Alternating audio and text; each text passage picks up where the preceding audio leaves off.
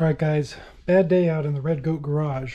It's working on the 55 gasser, and I'm not quite done doing the straight axle install at this point, but those videos might be posted, might not, I don't know. But since I've brought this car out here for my parents' house, it hasn't really ran right. It's been misfiring and everything, and I mean, it has an LS in it, so I'm like, man, this thing should, and it ran like a top for every year that we've had it. But it just sat for about a year or so, so I'm like, okay, maybe the injectors are clogged. Clean those out, just took them out, looked at them, whatever. There was some weird issue with the fuel pressure. Like it kept losing fuel pressure when it ran. When it was up, it was like running on 7 cylinders. Then it would just start, and turns out it was just low on gas. So that was an easy fix. But gas was leaking like on the passenger side, but all the fuel systems plumbed on the driver's side. And I was trying to figure out what the heck it could be.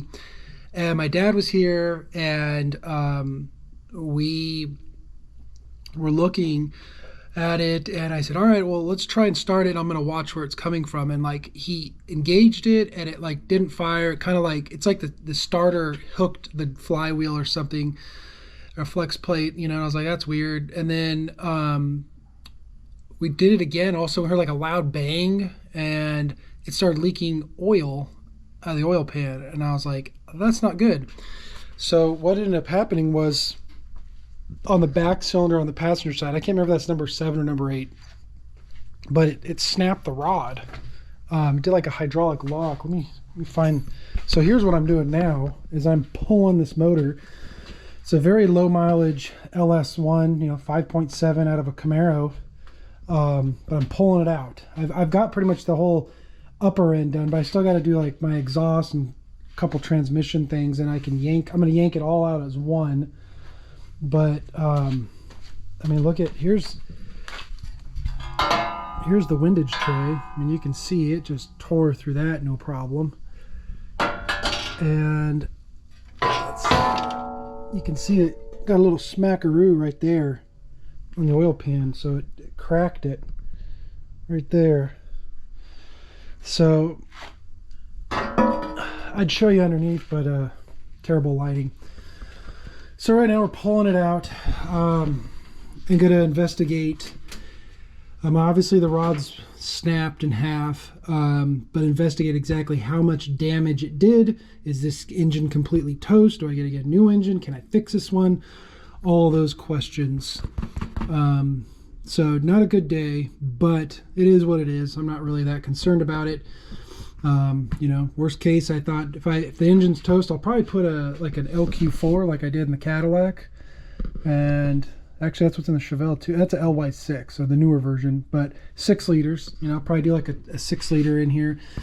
Obviously be a steel block, but I'm not drag racing this thing. I don't care if it weighs an extra 80 pounds in the front. Doesn't really matter to me. So I just gotta get underneath and yank everything out and pull it on out and get it on engine stand and see what I got. But yeah, all right, moving on.